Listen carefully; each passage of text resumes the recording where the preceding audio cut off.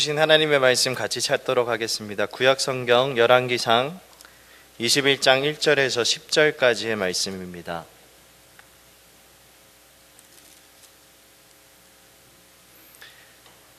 제가 가진 성경으로 구약성경 553페이지에 있는 열왕기상 21장 1절에서 10절까지의 말씀입니다.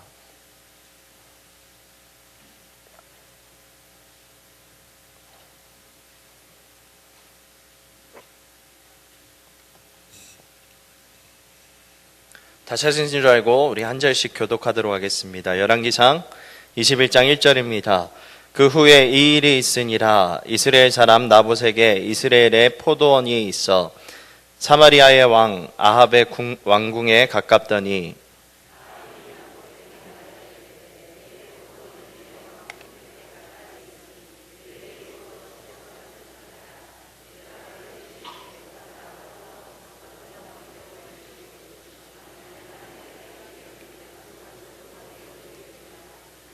나봇이 아합에게 말하되 내 조상의 유산을 왕에게 주기를 여호와께서 금하실지로다 하니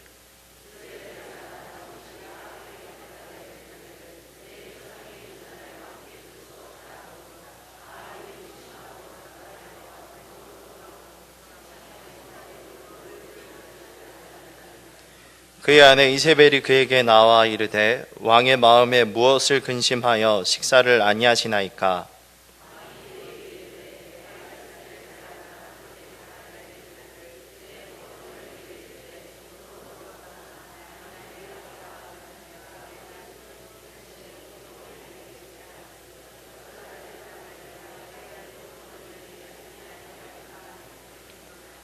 그의 아내 이세벨이 그에게 이르되 왕이 지금 이스라엘 나라를 다스리시나이까. 일어나 식사를 하시고 마음을 즐겁게 하소서. 내가 이스라엘 사람 나봇의 포도원을 왕께 드리리이다 하고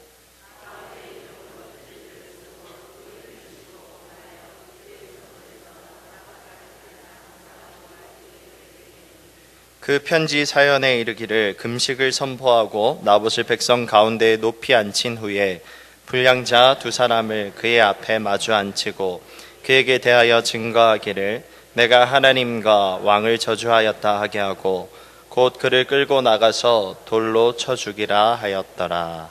아멘. 아직 제 이름을 모르시는 분이 계실까요? 제 이름이 성은식입니다. 이름 때문에 혹시 놀림을 당해 본 적이 있으십니까? 저는 중학교 때 어떤 한 여가수가 굉장히 선정적인 춤을 추면서 했던 성인식이라는 노래가 있었습니다. 그래서 친구들이 저를 성인식이라고 많이 불렀는데 사실 성인식은 제 사촌 형님의 이름입니다. 이름 때문에 군대에서도 한 선임이 막 이렇게 놀렸었는데요. 군대에서는 관등성명이 있지 않습니까? 그래서 선임이 부르면 뭐 이병일 때는 이병 성은식하고 막 달려갔습니다. 근데 저 멀리서 이제 저녁을 며칠 안 남긴 말년 병장이 저를 부르더라고요. 이병 성은식하고 달려갔더니 성은식? 야, 성은식이면 이름은 뭐냐? 라고 묻더라고요. 그래서 그때 머리가 하얘져서 성이 성입니다 라고 대답을 했더니 성이 식이라며? 라면서 굉장히 곤란하게 저를 만들었는데 아무튼 그 고참은 일주일 후에 제 이름을 알지 못하고 전역을 했습니다. 성씨가 흔하지 않은데요. 성씨는 다 이룰 성자를 씁니다. 저희 가문을 빛냈다라고 말할 수 있는 선조는 그 조선시대의 사육신 중에 한 명이죠. 성삼문이 계시고요. 문종이 죽고 단종이 어린 나이에 왕위에 오르지 않습니까? 그때 숙부였던 수양대군이 계유정난을 일으키고 이후에 왕위에 오르게 되는데요. 자기 형제들을 죽이기도 또 유배 보내기도 하면서 또 단종을 유배 보내고 죽음으로 몰아가게 됩니다. 그러면서까지도 자기가 왕위에 오르기를, 왕이 되기를 바라였던 수양대군이었죠. 반면에 사육신 세종대왕이 당부해야 하였던 그 왕의 명령을 지키고자 또 다시 단군을 복위시키려 하였고 또 지키려다가 숱한 고문은 끝에 죽음을 당하게 되었습니다. 진짜 왕이 누구인지 알고 왕의 명령을 지키기 위해 목숨을 버렸던 사람들이었죠. 갑자기 왜 설교 시간이 역사 시간이 되었나, 이 졸린 시간에 하시는 분들이 계실 것 같은데, 사실 오늘 말씀에도 이와 비슷하게 진짜 왕이 누구인지 모르고 왕 노릇하려던 사람과 또 반대로 진짜 왕이 누군지를 알아서 그 왕의 명령을 지키며 살고자 가장 소중한 것을 포기하였던 사람의 그 이야기가 나타나고 있습니다. 오늘 우리가 살펴본 말씀은 시대적 배경으로 북이스라엘의 아합 시대였습니다. 우리가 잘 아는 그 갈멜산 전투를 펼쳤던 엘리야 선지자가 활동하였던 시대이기도 하고요. 이 아합 당시 북이스라엘의 정치 상황 생각보다 꽤 괜찮았다라고 전합니다. 주변 국가의 싸움에서도 대부분 승리하였고요. 또 꾀가 많았던 이 아합 왕의 정책에 따라서 그동안 좋지 않았던 이 남유다와 그리고 또 주변 국가의 외교 관계도 괜찮았습니다. 하지만 아시듯이 북이스라엘의 영적인 상황, 그 상황은 정반대였습니다. 아합 왕은 바알을 섬기는 그 시돈왕 앱바알의 딸 이세벨을 자신의 아내로 맞아들였고요. 이세벨은 왕보다 더 강한 카리스마로 이 북이스라엘 안에서 큰 영향력을 행사했습니다. 자신이 섬기는 바알과 아세라를 북이스라엘에 국교화하다시피 했고요. 선민이다라고 말하는 이 북이스라엘 사람들 가운데서 이 북이스라엘 땅에서 오히려 하나님의 선지자들은 핍박과 순교를 당하여 했고, 오히려 또 반대로 바알과 아세라의 제사장들은 나라의 녹을 먹는 주객이 전도된 상황이 이 시대였습니다. 왕이신 이스라엘의 하나님을 잘 믿고 섬겨야 하는 나라가 다른 우상들을 섬기고요. 백성들을 하나님의 법으로 잘 돌보고 다스리도록 청지기로 세우신 왕은 백성 위에서 군림하고자 하고, 더 나아가서 왕의 왕 대신 하나님의 자리까지 넘보려고 하는 그 교만에 가득 차 있습니다. 이 어리석은 일을 조장하고 있는 아합 왕과 이세벨의 단편적인 이야기가 오늘 본문에 소개되고 있습니다. 북쪽 아람과의 전투에서 승리에 도취된 이 아합 왕이 하루는 자신의 궁에서 시간을 보내던 중에 있었습니다. 창을 열고 밖을 보는데 그 궁전 바로 경계 앞에 있는 포도원이 너무나 아름다워 보이는 겁니다. 그래서 저 포도원을 사서 왕궁의 정원으로 더 꾸미면 참 좋을 텐데 하는 생각이 마음에 들기 시작한 것이죠. 사실 기록에 보면 오늘 아합이 있었던 궁전은 북이스라엘의 수도였던 사마리아에 있었던 궁전이 아니고요. 아합 왕이 여름을 좀 시원하게 보내고자 만들었던 이스라엘에 위에 있었던 사마리아로부터 약 40km 정도 떨어진 지역에 있었던 여름 궁전이었습니다. 아합의 궁전을 상하 궁전이라고도 이야기하는데요. 그만큼 굉장히 호화롭고 사치스러운 아합의 삶을 단편적으로 보여주는 궁전이었습니다. 수많은 상하로 조각된 작품들로 장식이 되어 있는데 더 넓고 더 멋진 정원까지 더해진다면 금상첨화이겠다라는 생각이 든 것이죠. 그런 마음에 욕심을 갖기 시작합니다. 사실 누군가의 것을 갖기 원하는 탐심, 이것은 죄로부터 시작되어서 또 다른 죄를 짓게 만드는 출발점이 되어집니다. 에덴 동산에서 선악과를 먹음으로 인간은 무한하신 하나님으로부터 분리되었습니다. 그러므로 인간은 생명도 식량도 자원도 유한한 존재가 되어버린 것이죠. 거기서 인간의 탐심의 원인을 찾을 수가 있는데요. 유한한 존재인 인간들은 서로의 재물이나 권력 등 자원들을 빼앗아서 자기의 유한성을 채우고자 극복하고자 노력하는 것입니다. 우리 인간의 유한성을 극복할 수 있는 유일한 방법, 그 방법은 모든 것이 무한하신 하나님께 우리가 다시 한번 돌이키는 것입니다. 그것인데 하나님께 돌이키고 하나님을 의지하기보다는 다른 사람의 것들을 빼앗음으로, 그것들을 차지함으로 나의 유한함을, 나의 부족함을 채워보고자 하는 이 탐심, 굉장히 인간적인 방법입니다. 그런 점에서 사도 바울은 골로새서 3장 5절에 이렇게 말하는데요. 그러므로 땅에 있는 지체를 죽이라. 곧 음란과 부정과 사욕과 악한 정욕과 탐심이니 탐심은 우상숭배니라. 하나님보다 내가 소유하려는 그것들을 의지하는 탐심, 일종의 우상숭배이다라고 말하는 것입니다. 또 예수님께서도 누가복음 12장 15절 말씀에 그들에게 이르시되 삼가 모든 탐심을 물리치라 사람의 생명이 그 소유의 넉넉함에 있지 아니하리라 말씀합니다. 탐심을 물리칠 것을 내 유한한 것을 채우기 위한 탐심으로 나의 유한성이 무한으로 바뀌지 않은 것임을 말씀해 주십니다. 하나님께서도 모세에게 주신 10계명에 우리가 잘 아는 계명 중에 탐심에 대한 말이 있지 않습니까? 내 이웃의 집을 탐내지 말라. 내 이웃의 아내나 그의 남종이나 그의 여종이나 그의 소나 그의 낙이나 물은 내 이웃의 소유를 탐내지 말라 라고 말씀하십니다. 하나님을 떠난 욕심, 탐심은 다른 사람의 것을 뺏고 더 좋은 것을 취하고 채우고 더 채워봐도 그 마음이 다 채워지지 않습니다. 오히려 더 큰 탐심으로 가득해질 뿐이고요. 또 채우다 지쳐서 공허함만 더해질 뿐입니다. 하지만 그 탐심과 공허함을 해결할 방법을 알고 하나님께 돌이켰던 바울 이렇게 말하죠. 빌립보서 4장 11절 말씀입니다. 내가 어떠한 형편에 있든지 나는 자족하기를 배웠노니. 사랑하는 성도 여러분, 우리 소유에 대한 가치관을 바꿔야겠습니다. 내 것으로 만들고자 하는 것, 내 소유로 삼고자 하는 것, 또 내가 가진 것은 내 것이라고 말하는 것은 모두 다 신앙적인 모습이 아닙니다. 이 땅에 아무 가진 것 없이 태어나서 하나님께서 나에게 주셔서 누릴 수 있는 것들에 대해, 맡겨두신 것들에 대해 먼저 감사할 수 있어야겠습니다.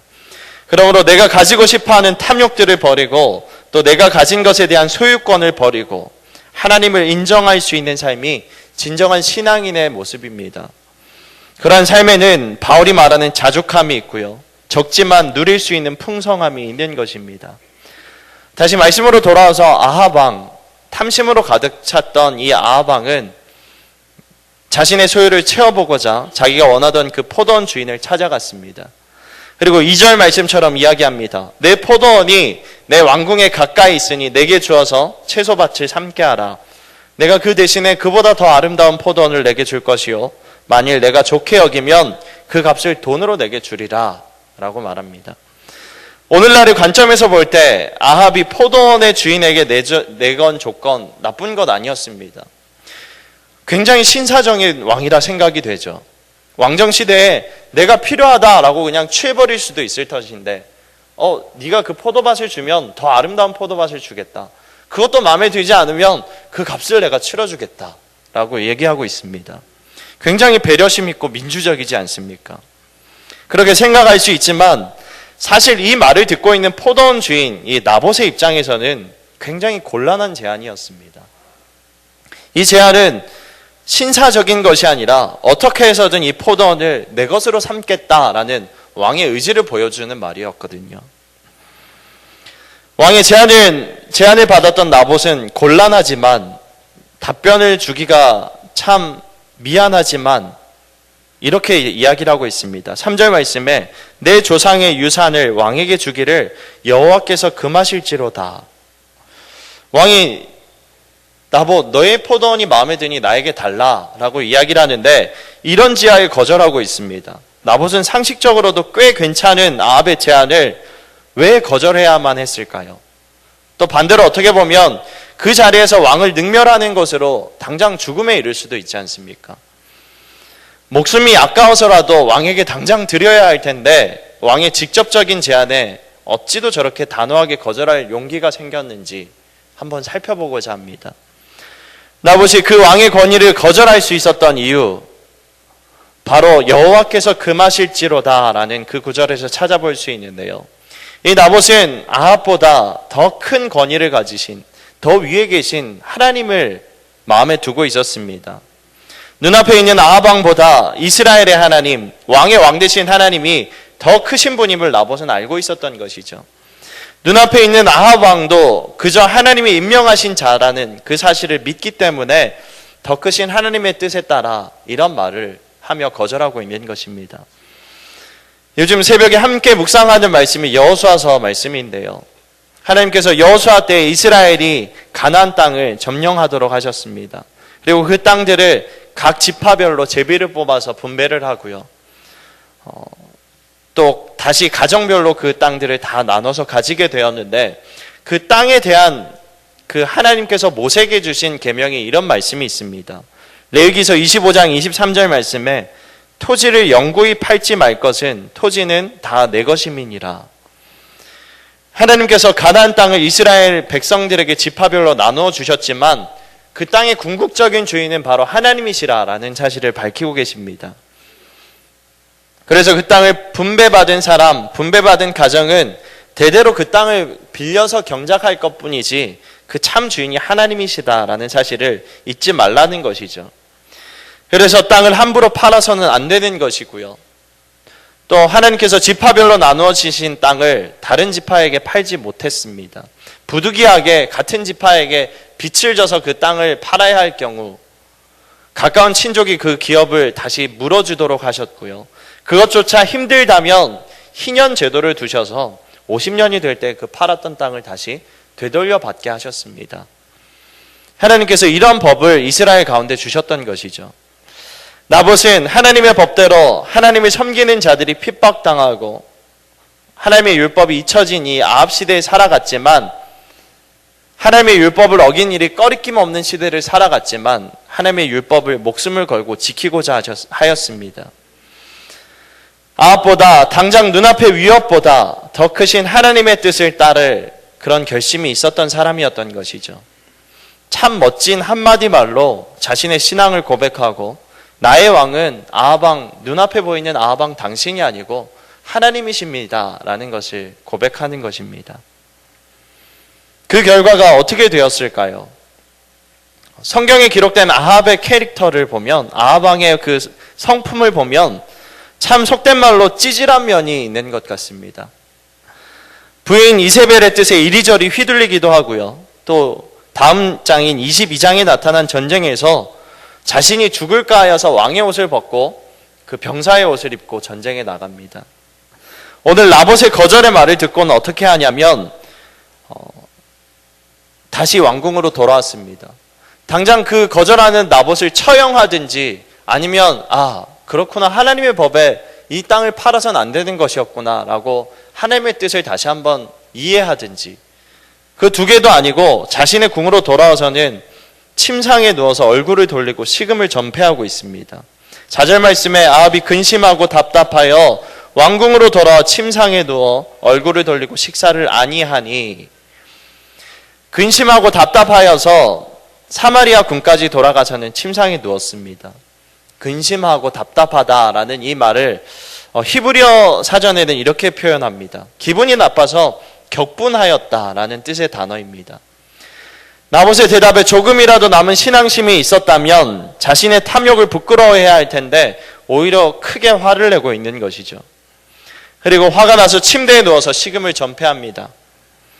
주로 자녀들이 자주 하는 행동이지 않습니까?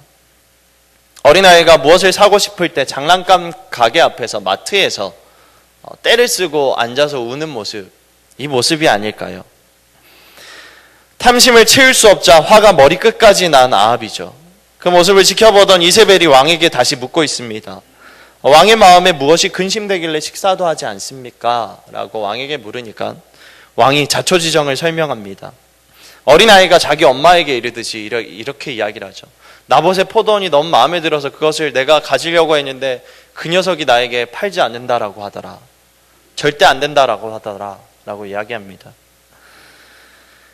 자기의 요구를 나봇이 그냥 아무 이유 없이 왕을 무시하듯이 거절한 것처럼 이야기를 전합니다. 가뜩이나 하나님에 대한 신앙이 없는 이세벨의 귀에는 나봇이 괘씸하기 짝이 없죠. 또한 남편인 이 아합 왕이 굉장히 한심하게 보였던 것 같습니다. 7절 말씀에 이세벨이 아합 왕에게 이렇게 얘기합니다.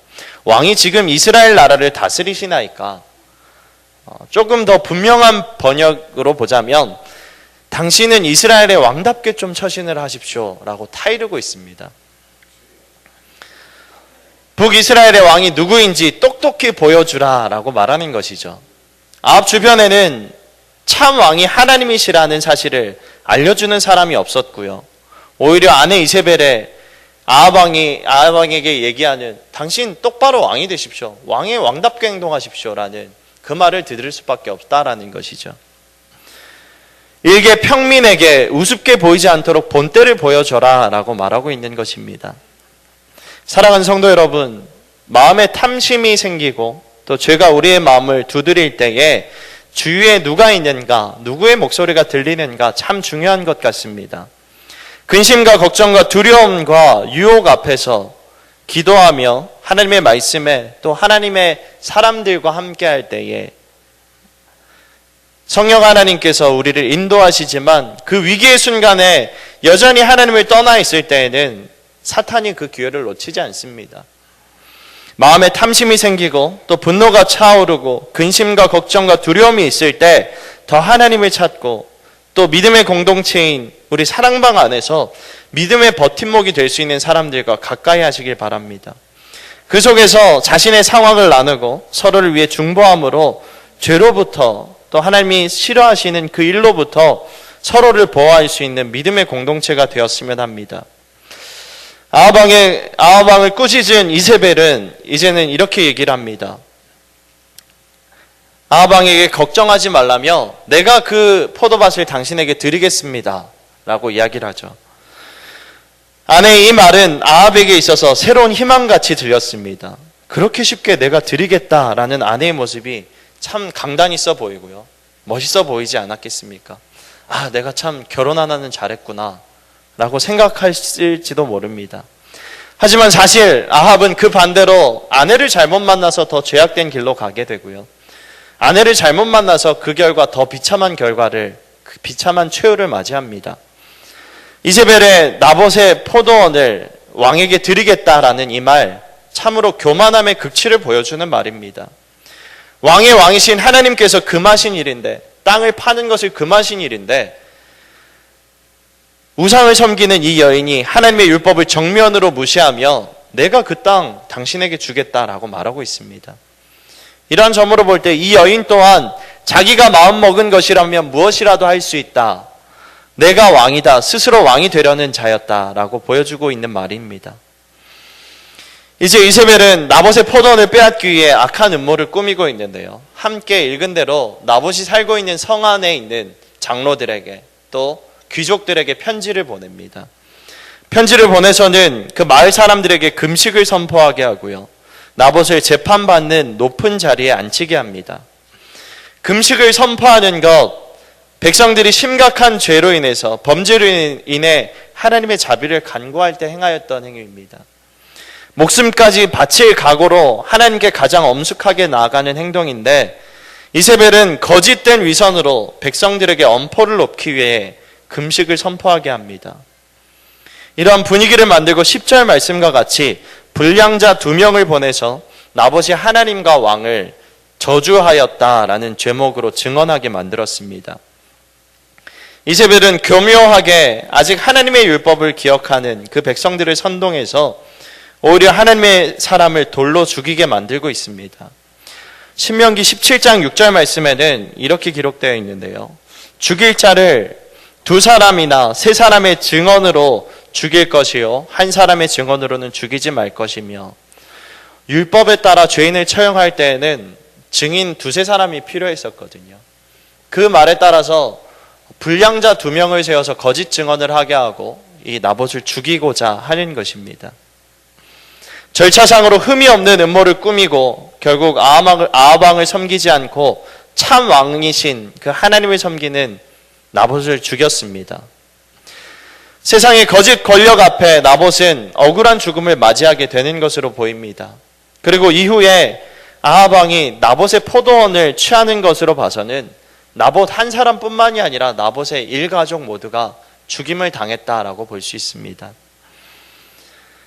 자기의 탐심을 채우기 위해서, 자기의 목적을 위해서, 자기의 목적에 맞는 왕이 되기 위해 의로운 일가족을 몰살시켰다라는 것이죠. 오늘 오전에 우리에게 주신 말씀과 같이 의로운 나봇인데 오히려 고난을 당하고 억울한 죽음을 당하게 되었습니다. 하지만 이것 또한 하나님께서 허락하신 고난 가운데 믿음을 지키는 사람들의 본으로 우리에게 보여주시는 것이라 볼 수 있습니다. 하나님을 믿으면, 잘 믿으면 하늘 일마다 잘 되고 더 높은 자리에 올라가고 장수하는 것이 복이 아니라 진정한 복은 하나님께서 허락하신 이 땅의 삶을 마칠 때에 그때 우리 마음 가운데 무엇을 품고 있느냐, 누구를 섬기고 있느냐, 하나님을 왕으로 잘 믿고 섬기는 그것이 진정한 복인 것입니다. 그런 의미에서 나봇은 억울하고 참 불쌍한 죽음을 맞이한 것 같지만 복받은 인생을 살았고 복받은 인생을 마쳤습니다. 이세벨은 나봇이 죽었다라는 통보를 듣고 아합 왕에게 기쁜 소식을 전합니다. 15절 말씀에 일어나 그 이스라엘 사람 나봇이 돈으로 바꿔주기를 싫어하던 나봇의 포도원을 차지하소서. 나봇이 살아있지 아니하고 죽었나이다. 이 이야기를 듣고 아합 왕도 거리낌 없이 이스라엘로 내려가서 포도원을 취하러 갑니다. 그때 하나님께서 디셉 사람 엘리야에게 다시 나타나셔서 하나님의 말씀을 전하시는데요. 그 내용은 먼저 아합 왕에 대한 심판에 대해 말씀하십니다.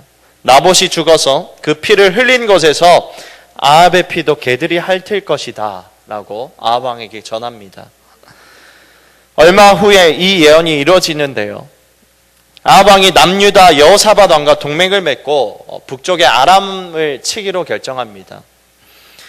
하나님께서는 미가야 선지자를 통해서 이 전쟁에서 너희가 질 것이고 죽게 될 것이다 라고 말씀을 전해주심에도 거짓 선지자들의 거짓된 증언에, 거짓된 예언에 속아서 이 아합 왕은 전쟁을 치르러 나가게 됩니다. 하지만 처음에 말씀드렸듯이 뭔가 꺼리낌했던지 자기의 왕의 의복을 벗고 왕의 갑옷을 벗고 일반 병사의 옷을 입고 그 전쟁에 나가게 되죠. 자기의 잔꾀로 이번 전쟁에서 어떻게든 죽음을 피해보겠다라는 것이죠. 대부분의 전투에서 우두머리인 장수나 왕을 노리기 쉽지 않습니까? 하지만 하나님께서는 실수가 없으셨던 분입니다. 열왕기상 22장 34절 말씀 우리 같이 한번 읽었으면 좋겠는데요. 한 사람이 무심코 활을 담겨 이스라엘 왕의 아합 왕은 왕의 옷을 벗었지만 아람 군대 한 사람이 무심코 쏜 화살에 맞아 전사하고 맙니다. 참 왕이신 하나님을 섬기지 않고 자기 스스로 높아져 왕이 되고자 하였던 아합 왕인데요. 하나님께서는 교만하여 자신이 진짜 왕 중에 왕이 되고자 했던 이 아합 왕의 옷을 스스로 벗기셨습니다. 스스로 벗게 하셨습니다. 죽음을 피하고자 했지만 이름도 없는 한 군사가 쏘는 화살로 정확히 명중시켜서 전사하게 하셨습니다. 진짜 왕이 누구인지 모르는 아합 왕의 최후가 그러 있습니다. 그리고 아합 왕이 피를 흘렸던 그 병거를 사마리아 못에서 씻는데요. 엘리야의 예언대로 그 마차에 그 병거를 개들이 와서 그 피를 핥았습니다. 이세벨에 대한 예언도 엘리야를 통해 하고 계시는데요. 오늘 21장 23절 말씀에 보시면 개들이 이스라엘 성읍 곁에서 그 이세벨을 먹어 치울 것이다 라고 심판에 대한 예언을 하십니다. 또 아합에게 속한 자는 성 안에서 죽으면 개들이 먹을 것이고 들에서 죽으면 새들이 먹을 것이다 라고 말씀합니다. 열왕기하 9장에 보시면 이후에 하나님께서 아합 왕조에 대한 예언의 심판의 도구로 세우셨던 예후가 등장하는데요. 이 예후가 이세벨의 아들 요람을 활로 쏴 죽이고요. 그 시체를 나봇의 밭에 던졌습니다. 이 요람을 죽이고 이스라엘 성에 도착한 예후는 성 위의 사람들에게 외칩니다. 내 편이 될 자는 그 성 위에서 이세벨을 창밖으로 내려 던지라 라고 외치는데요. 그 예후의 말을 들은 넷이 두어 사람이 이세벨을 창밖으로 집어 던졌습니다. 성 위에서 던져져서 이세벨의 몸은 다 찢어졌고요. 그 시체들 개들이 먹어 장사 지낼 수 없는 지경에 이르렀습니다. 하나님을 왕으로 인정하지 않고 자신들의 왕국을 세우고 자신들의 탐욕을 채우고자 한 이 아합과 이세벨의 최후가 이러했습니다. 왕이 되려고 했던 자 결국 그 옷을 스스로 벗고요. 또 그 권력을 스스로 내려놓게 하셨습니다. 그 가진 것을 다 빼앗기게 되었습니다.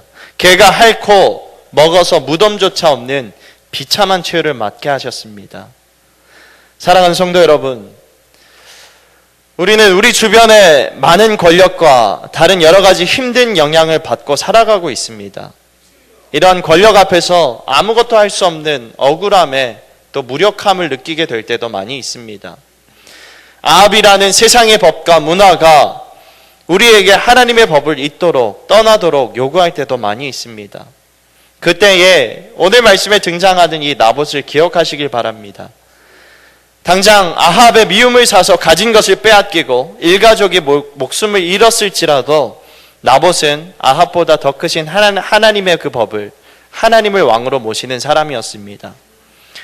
왕이신 하나님은 안중에 없고 자신이 대단한 왕인 것처럼 행사하던 아합과 달리 참 왕이 누구신지 알고 그 왕이신 하나님을 섬기던 사람이었던 것이죠. 하나님께서는 이 나봇의 영혼을 의롭게 여기셨고요, 칭찬하셨을 것입니다. 세상에서는 억울한 인생이었을지 모르지만 하나님 나라에서는 그 누구보다 인정받고 사랑받는 자가 되었을 것입니다. 그리고 나봇의 억울함에 대해 하나님께서도 이 땅에서 친히 그 아합의 가족들에 대해 심판을 베풀어 주셨습니다. 사랑하는 성도 여러분, 우리의 인생은 아합 왕과 같이 또는 이세벨과 같이 왕이 되려는 인생을, 아니면 우리의 왕이신 하나님을 섬기는 인생을 살아가게 됩니다. 하나님께서는 범사에 하나님을 왕으로 인정하는 자를 찾으시고 그 찾으신 그 자에게 상급으로 채우시는 분이십니다. 더 이상 나의 것을 가지려는 탐욕이나 나의 자리를 높이려는 교만으로 왕이 되려는 인생이 아니라 참 왕이신 하나님을 잘 섬기는, 그래서 충성된 자라 칭찬받을 수 있는 저와 모든 성도님들이 되시기를 부탁드립니다. 우리 함께 이 찬양으로